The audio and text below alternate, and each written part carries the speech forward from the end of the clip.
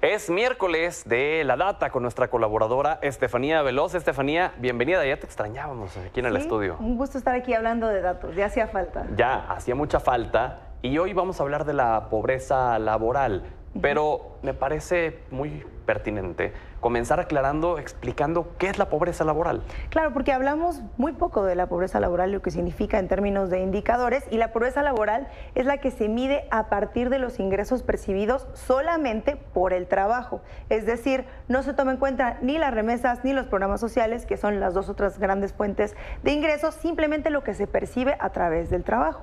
Y cae en pobreza laboral todo aquel que no alcance, persona o también alguna familia, que no alcance a comprar con ese dinero la canasta básica, que puede oscilar. En México sabemos que de un mes a otro, pero que en este momento se encuentra en zonas rurales en 1,644 pesos y en zonas urbanas en 200,144 pesos. Quien no alcance a comprar la canasta básica, aún trabajando, se encuentra en pobreza laboral. Es decir, quienes no alcancen estos 1,644 pesos en zonas rurales, Exacto, que ganen menos de esta cantidad, ya están considerados dentro de esto de pobreza laboral. Exactamente. ¿Correcto? Sí. Bueno, ahora sí, entonces pasemos a los datos. Sí, el tema es que dentro de estas mediciones no se toma en cuenta el trabajo formal y el trabajo informal, porque ahora vamos a hablar de un estudio que demuestra que ha disminuido la pobreza laboral a lo largo de los 4 años del sexenio del presidente Andrés Manuel López Obrador. ¿Por qué lo digo? Porque a partir de un estudio publicado o realizado por el economista Gerardo Esquivel, nos dimos cuenta que había disminuido esta pobreza laboral, tomando en cuenta que la pobreza laboral en México se va midiendo a través de trimestres, y que había disminuido 2.2% en los últimos 4 años, lo que equivale a 2.5 millones de personas. Pero antes de hablar del agregado general de los sexenios y compararlo con otros sexenios, claro, hablemos de qué nos dice la última medición de la pobreza laboral y la disminución de esta. Según el Coneval, como dije, se mide por trimestre y el último trimestre nos arrojó, y se publicó esta cifra en febrero, nos arrojó que el último trimestre del 2022 disminuyó de 40.1% a 38.5% la pobreza laboral en México. Y aunque estas mediciones son nacionales, también hay algunos estados en los que esto ha afectado de manera positiva, donde ha disminuido la pobreza laboral. El primer estado en el que se vio esto afectado de manera, bueno, no afectado, pero impactado de manera positiva o beneficiado es Sinaloa, con una reducción de 5 puntos. Después la Ciudad de México con una reducción de 4.2 puntos porcentuales y 3.8 el estado de Puebla. Así han sido las mediciones que, como dije, son trimestrales y son los últimos datos que nos ha arrojado el Coneval. Ahora, si comparamos esto, como lo hizo este estudio, que por eso estamos hablando hoy de esto, con los sexenios anteriores, veríamos que la pobreza laboral ha disminuido en este sexenio como no sucedió en los sexenios anteriores. Es decir, y en el estudio lo publica el economista, como dije, basándose en datos oficiales, primero del INEGI y después de el Coneval, sobre todo tomando en cuenta la encuesta nacional de ocupación y empleo, que durante el sexenio de Felipe Calderón la pobreza laboral aumentó 7%, bueno, 7 puntos porcentuales.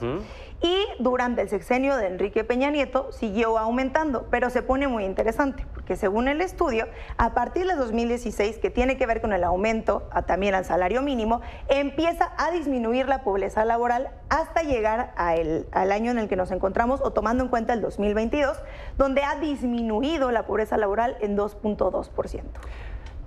¿Cuáles son tus análisis al estar viendo todo esto? ¿A qué atribuyes que se haya reducido en 2.2% con el presidente López Obrador?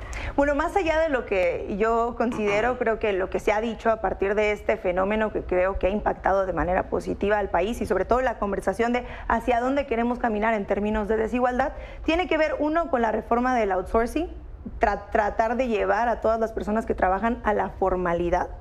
Tiene que ver también con el aumento al salario mínimo y con una visión de redistribución del dinero. Así lo han dicho varios economistas, y creo que hemos podido ver finalmente impacto positivo de todas las reformas que se han venido dando a partir de este sexenio, incluso desde el sexenio anterior en términos de aumento de salario mínimo.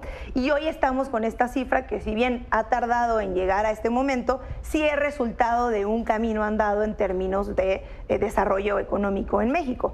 Hay algo interesante dentro de este análisis, análisis, y es que si bien queremos apostarle a que todas las personas estén en la formalidad, hoy en México un poco más del 50%, solía ser el 60%, pero ahora un poco más del 50% está en la informalidad.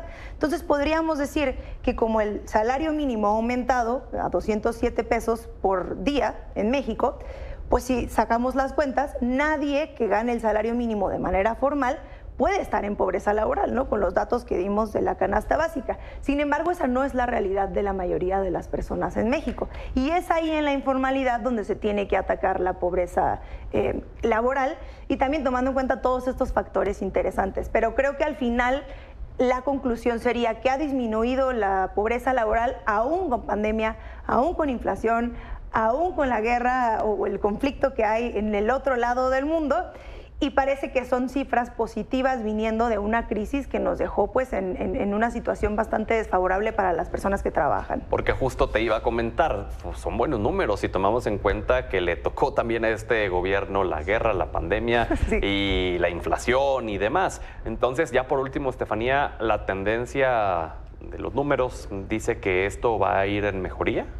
Claro, dice que va a ir en mejoría, y sobre todo que lo que se menciona alrededor de esta medición es que es interesante que tengamos cifras cada 3 meses. Claro. A diferencia de las encuestas en torno a la pobreza nacional, que son cada 2 años. Entonces, basándonos en este resultado que tenemos trimestral, basándonos en el análisis que se hace a partir de este estudio que dice el 2.2 de disminución en pobreza laboral, podríamos decir que el resultado que viene, porque hoy tenemos nada más cifras del 2020 en términos de pobreza nacional, claro, que el resultado que apenas se va a publicar va a ser bastante positivo en términos de reducción de pobreza.